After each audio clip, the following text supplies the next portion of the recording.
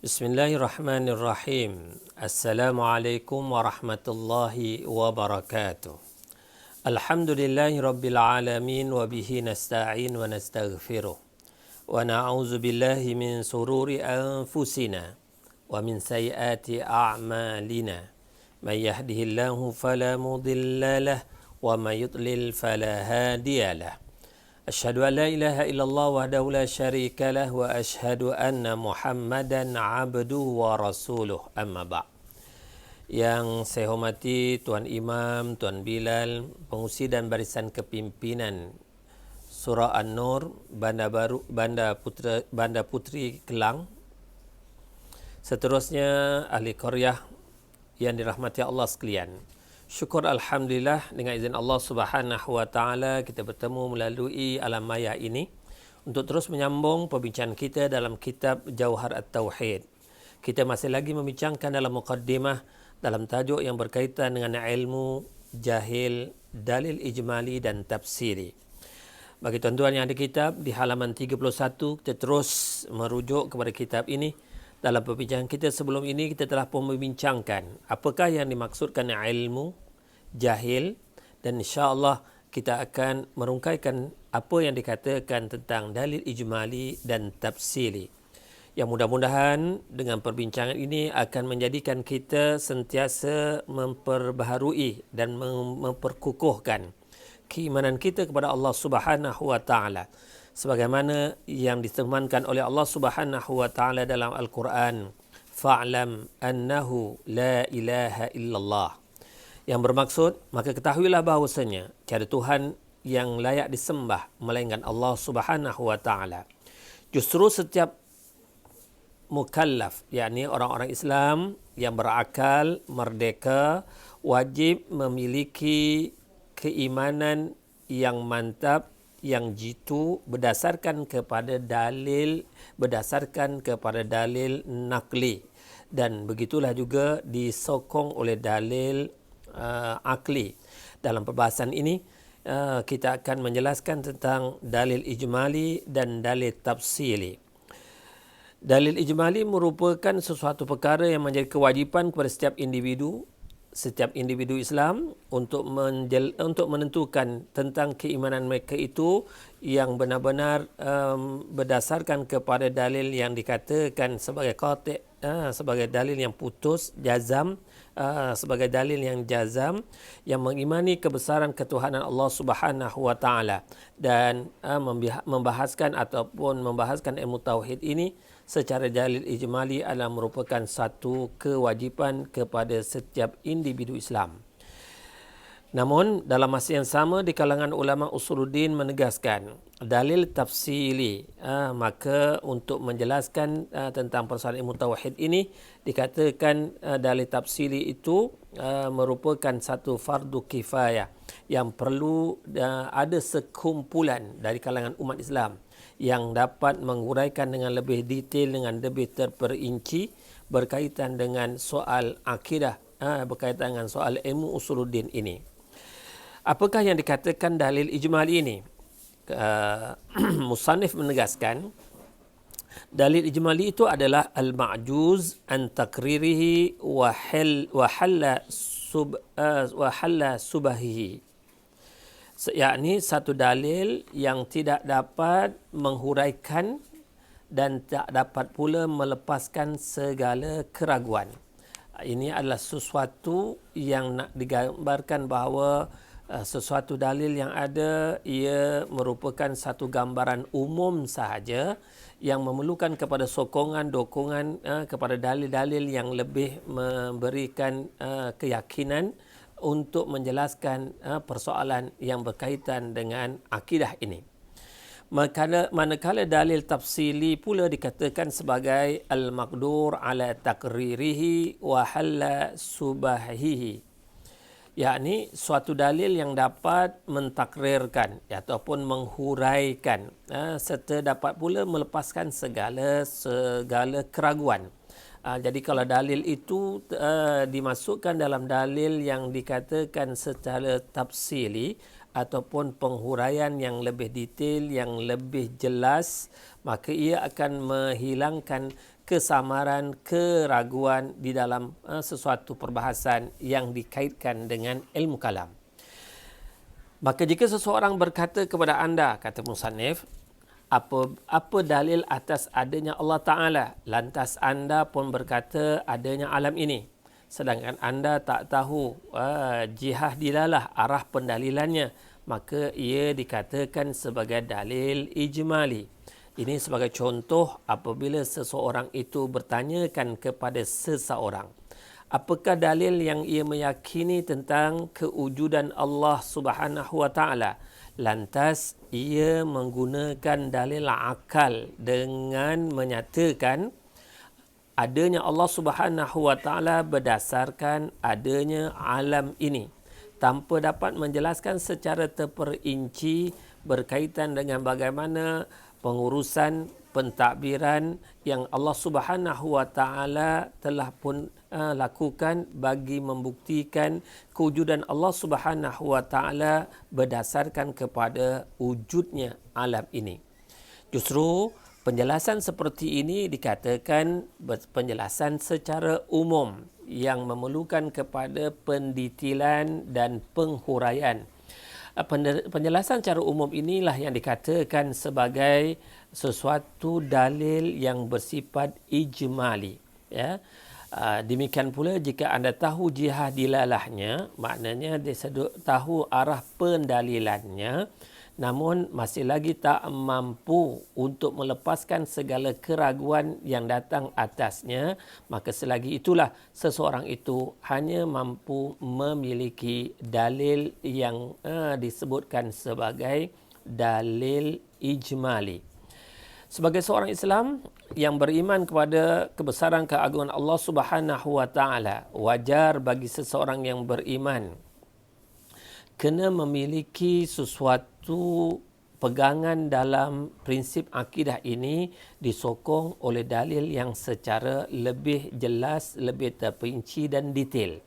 Yang mudah-mudahan akidah yang ada pada dirinya itu sebagai akidah golongan alim, orang yang berilmu, bukan sebagai orang yang berakidah sebagai akidah orang yang taklid, orang yang menjadi pak turut atau mengikut sesuatu tanpa memiliki hujah ataupun dalil yang boleh menjadikan keimanan ketauhidannya itu benar-benar jazam dan mantap.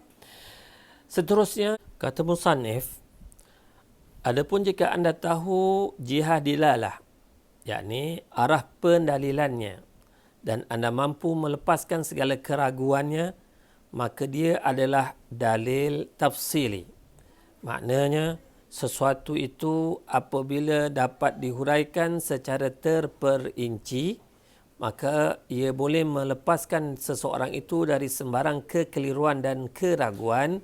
Maka inilah yang dikatakan seseorang itu telah memiliki dalil tafsili. Sebagai contoh, apabila ditanyakan kepada seseorang, apa dalil atas adanya Allah Ta'ala? Lantas anda berkata, adanya alam ini. Dan anda tahu arah pendalilan, yakni dari segi baharunya, kemungkinannya atau kedua-duanya, serta dapat melepaskan segala keraguannya, maka dialah yang dikatakan sebagai dalil tafsili. Untuk makluman kita bersama, seseorang yang menyatakan bahawa wujudnya alam ini bagi membuktikan wujudnya Allah Subhanahu wa taala, ia dapat memberikan sesuatu perbezaan. Wujudnya alam ini alam bersifat baharu. Wujudnya Allah Subhanahu wa taala Allah yang bersifat qadim, sejak azali. Wujudnya alam ini ada permulaan dan pengakhirannya. Wujudnya Allah Subhanahu wa taala tanpa permulaan, tanpa pengakhiran. Huwal awwal wal akhir. Wujudnya alam ini memerlukan unsur, ada sebab musabab kewujudannya. Kewujudan Allah Subhanahu wa taala tanpa memerlukan unsur, tanpa unsur tempat, masa dan keadaan. Apabila seseorang itu dapat menjelaskan tentang hal-hal berkenaan, maka ia telah pun memiliki dalil tafsili dalam menjelaskan kewujudan Allah Subhanahu wa taala. Dalil tafsiri ini akan menjadikan seseorang itu memiliki keimanan yang berdasarkan kepada keyakinan yang jazam dalam mengimani kewujudan, ketauhidan Allah Subhanahu wa taala. Ia akan menjadi dikategorikan sebagai orang yang memiliki ilmu yakin, orang yang telah pun memiliki keyakinan dalam keilmuan tauhidnya itu dalam mentauhidkan Allah Subhanahu wa taala. Berbeza dengan orang yang hanya sekadar mengikut-ikut atau menjadi pak turut yang diistilahkan sebagai taklid. Islam, di kalangan para ulama Islam membahaskan dalam persoalan taklid ini, adakah orang yang bertaklid itu diterima keimanannya ataupun orang yang bertaklid itu dipersoalkan status keimanannya. Walaupun tak dinafikan, ada di kalangan para ulama yang membahaskan keimanan orang seperti ini masih diterima keislamannya, namun di kalangan para ulama tetap menegaskan bahawa adalah lebih utama bagi seseorang Muslim itu memiliki dalil, memiliki nas ataupun dalil yang menyokong keyakinannya kepada ilmu tauhid ini. Sekurang-kurangnya mereka itu perlu memiliki dalil ijmali. Seterusnya kata musannif, maka berkatalah anda di dalam mentakrirnya berdasarkan arah pendalilan yang pertama yang disebutkan oleh musannif, al-alamu hadisun wa kullu hadisin la buddalahu min muhdisin. Maksudnya, alam ini baru dan tiap-tiap yang baru haruslah ada baginya zat yang menjadikannya. Inilah yang nak dimaksudkan seseorang itu meyakini tentang wujudnya alam ini sebagai benda yang makhluk yang baharu, benda yang baharu, dan dia memerlukan kepada Maha Pencipta yang menjadikan zat yang baharu ini, alam yang baharu ini. Manakala arah pendalilan yang kedua pula mengatakan al-alamu mumkinun wa kullu mumkinin la buddalahu min sani'in. Alam ini benda yang mungkin dan tiap-tiap yang mungkin haruslah ada baginya zat yang menjadikan. Alam ini boleh ataupun harus diwujudkan dan harus juga untuk ditiadakan. Setiap sesuatu yang harus untuk diwujud atau dijadikan di sisi Allah Subhanahu wa taala juga adalah bagi Allah Subhanahu wa taala di sisinya harus untuk menjadikannya ataupun tidak menjadikannya. Maknanya samalah dengan kedudukan kita sebagai manusia. Kita adalah sesuatu yang bersifat makhluk yang mungkin di sisi Allah Subhanahu wa taala. Sama ada Allah Subhanahu wa taala nak mewujudkan kita ataupun Allah Subhanahu wa taala tidak ada kehendaknya untuk mewujudkan kita, di sisi Allah Subhanahu wa taala adalah sifatnya harus di sisi Allah Subhanahu wa taala. Justru dengan kewujudan kita sekarang ini, wajar untuk kita syukuri nikmat yang telah Allah Subhanahu wa taala kurniakan kepada kita. Bagi kita mensyukuri nikmat tersebut, hendaklah kita terus mentaati segala yang diperintahkannya dan meninggalkan segala yang ditegah, yang dilarang di sisinya. Dan begitulah yang ditegah, yang dilarang di sisi utusannya Nabi kita Muhammad sallallahu alaihi wasallam. Justru mudah-mudahan apabila kita menjadi makhluk yang sentiasa mentaati Allah Subhanahu wa taala, kita akan sentiasa menjadi makhluk yang sentiasa diredai dan diredai di sisi Allah Subhanahu wa taala. Seterusnya dalam membahaskan tentang dalil secara tafsir ini juga kata musannif, sedangkan berdasarkan kepada jihad dilalah, yakni arah pendalilan yang ketiga, anda akan menyatakan al-alamu hadisun mumkinun wa kullu hadisin mumkin la buddalahu min muhdisin. Maksudnya alam ini adalah baru lagi mungkin, dan tiap-tiap yang baru lagi mungkin haruslah ada baginya zat yang menjadikannya.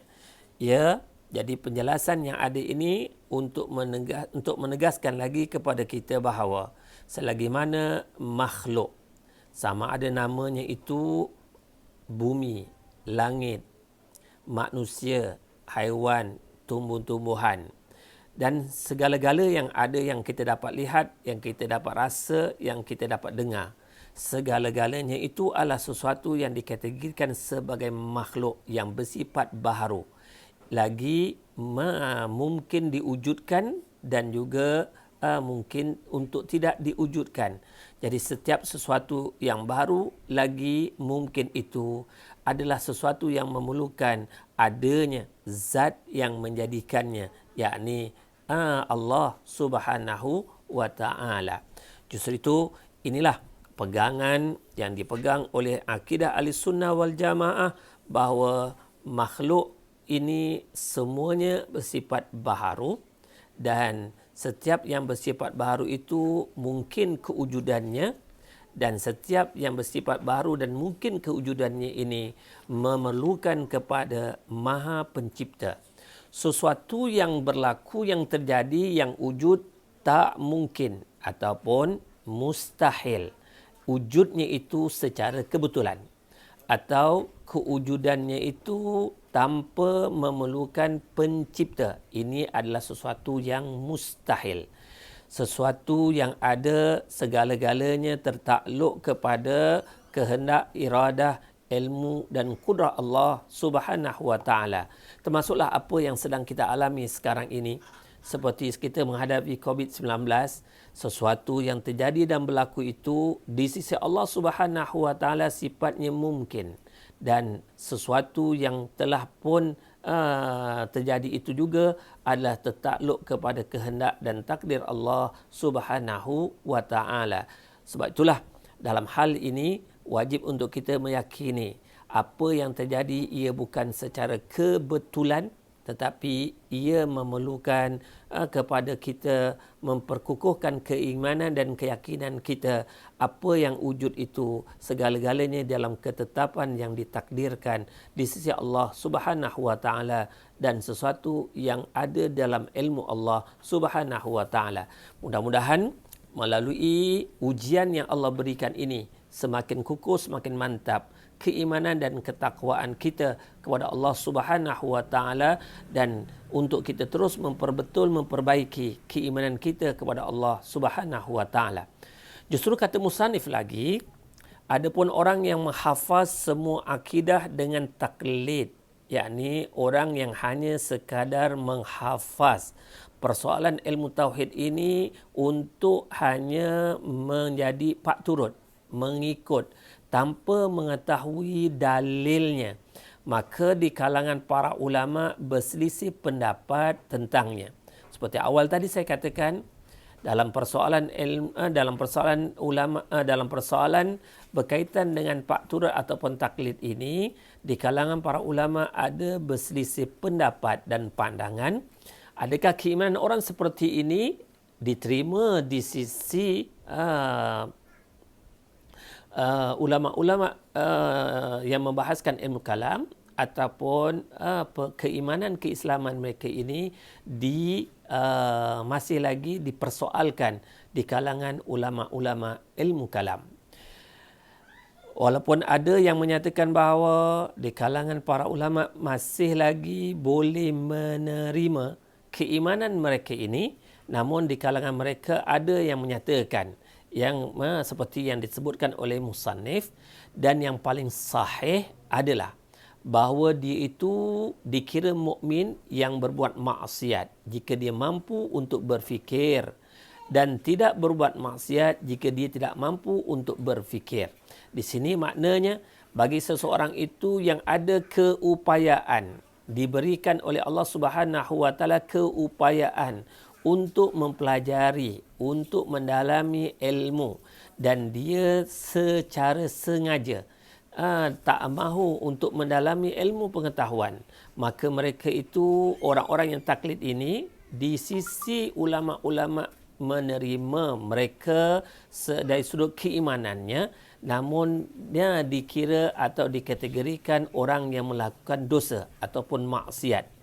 Namun jika ditakdirkan barangkali seseorang itu dikategorikan lembam ataupun lemah, tak ada keupayaan untuk berfikir secara mendalam, mendetail, maka mereka itu menjadi orang yang sekadar menjadi pak turut, maka keimanan mereka ini diterima, dikira masih lagi sebagai seorang mukmin, namun dia dikatakan oleh sebahagian para ulama yang dikatakan pandangan yang paling sahih, mereka tak dikategorikan sebagai orang yang berdosa. Justru sama-sama kita renung diri kita, di manakah kedudukan kita. Saya yakin dan percaya Allah telah mentakdirkan kita semua ini sebagai seorang insan yang diberikan anugerah kecergasan akal, kewarasan minda, untuk kita mendalami dan mencari ilmu. Mudah-mudahan dengan keupayaan yang Allah beri ini menjadikan diri kita berusaha untuk menambahkan ilmu, mencari ilmu, agar kita dijadikan ataupun dikategorikan sebagai insan yang dikatakan seorang mukmin yang memiliki dalil dalam berpegang kepada akidah yang sahih ini. Manakala pendapat lain mengatakan bahawa dia itu tidaklah berbuat maksiat secara mutlak, yakni baik sama ada dia mampu berfikir ataupun tidak, maka pendapat yang kedua ini dikatakan mereka itu tidak termasuk orang yang berdosa. Dan pendapat yang ketiga pula, dia itu berbuat maksiat secara mutlak, dan lain ini mengatakan bahawa dia itu kafir. Ini pendapat yang menyatakan lebih keras lagi, orang yang tidak memiliki dalil dalam membahaskan ilmu tauhid dan ketuhanan Allah Subhanahu wa taala ini, mereka itu dikategorikan orang-orang yang ingkar kepada Allah Subhanahu wa taala. Dan ini pendapat yang keempat. Manakala yang terakhir pula adalah pendapat Imam Sanusi dalam Syarah Kubra. Ia mengecam pendapat yang mengatakan dengan cukupnya taklid, akan tetapi ada diriwayatkan dia itu dirujuk pada pendapat yang mengatakan dengan cukupnya taklid. Pendapat ini menyatakan bahawa seseorang yang bertaklid itu sudah memadai dari sudut keimanannya. Sekali lagi, dalam perbahasan ini saya ingin menarik perhatian tuan-tuan yang dirahmati Allah sekalian, supaya kita ini mengelakkan diri kita, berusahalah untuk mendalami bidang ilmu ini, khususnya dalam ilmu tauhid, kerana perbahasan yang penting dalam kehidupan kita sebagai seorang Islam, sebagaimana kata-kata yang menyatakan awwaluddin ma'rifatullah. Perkara pertama yang perlu ada pada setiap diri seseorang dalam kehidupannya ialah mengenali Maha Pencipta. Justru mengenali Maha Pencipta ini bukan hanya sekadar tahu secara menjadi pak turut, tapi hendaklah berdasarkan kepada ilmu. Seterusnya kata-kata musannif dalam perbahasan ini, yahtajun litabyin, hal keadaan ilmu itu perlu kepada penjelasan. Tujuannya adalah untuk menerangkan sebab yang mendorong dalam menyusun kitab bernazam tentang ilmu usuluddin ini. Akan tetapi penjelasan yang dimaksudkan oleh musannif itu bukanlah penjelasan yang terlalu panjang ibaratnya, kerana dikhawatiri boleh menimbulkan kebosanan dan kejemuan. Inilah yang nak menyatakan bahawa musannif pengarang menjelaskan perlu kepada ilmu ini kepada penghuraian, penjelasan yang mudah dipahami, yang mudah untuk dipegang dan sesuatu yang boleh menambahkan lagi keyakinan seseorang kepada ilmu tauhid berdasarkan kepada ilmu, yakni berdasarkan kepada hujah ataupun dalil. Dan penjelasan yang mudah itu diharapkan mudah-mudahan akan mengelakkan ataupun akan dapat menjauhkan seseorang itu daripada menimbulkan kebosanan ataupun menimbulkan rasa kejemuan seseorang dalam cuba mendalami dan meneliti perbahasan yang berkaitan dengan ilmu tauhid ataupun yang berkaitan dengan perbahasan ilmu akidah. Yang mudah-mudahan dengan penjelasan yang ringkas, penjelasan yang mudah, tetapi dalam masa yang sama penjelasan yang ringkas dan mudah ini janganlah pula boleh menjadi sebab musabab yang akan merosakkan kepahaman seseorang dalam perbahasan ilmu tauhid yang ada.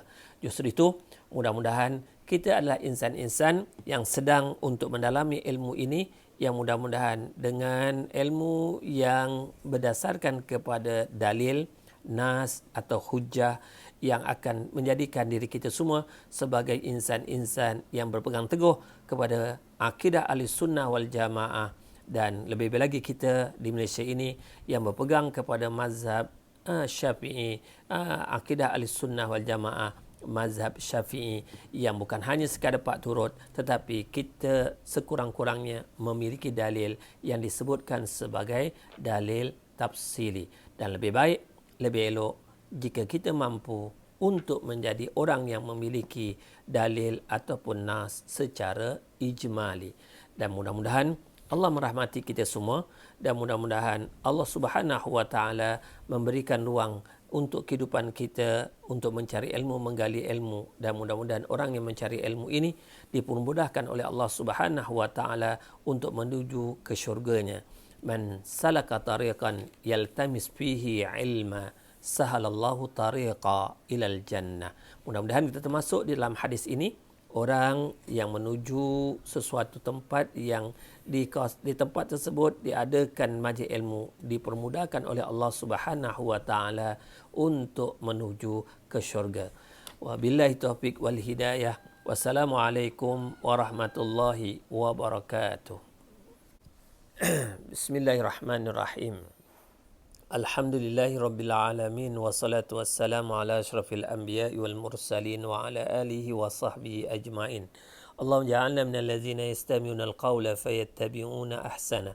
Allahumma arinal haqqa haqqan warzuqna ittiba'ah wa arinal batila batila warzuqna ijtinabah. Ya muqallibal qulub, tsabbit qulubana ala dinik wa ta'atik. Allahumma arfa' ghadabaka 'anna, Allahumma arfa' sakhataka 'anna. Rabbana kshif 'anna al-'azab inna mu'minun, Rabbana kshif 'anna al-'azab inna mu'minun, Rabbana kshif 'anna al-'azab inna mu'minun. Ya dafi'al bala' ya Allah, idfa' 'anna min kulli bala'in wa hammin wa ghammin wa ghala'in wa dhaiqin wa karbin والفحشاء ما ظهر منها وما بطن. ربنا ظلمنا أنفسنا وإن لم تغفر لنا وترحمنا لنكونن من الخاسرين. وصلى الله على سيدنا محمد وعلى آله وصحبه وبارك وسلم والحمد لله رب العالمين.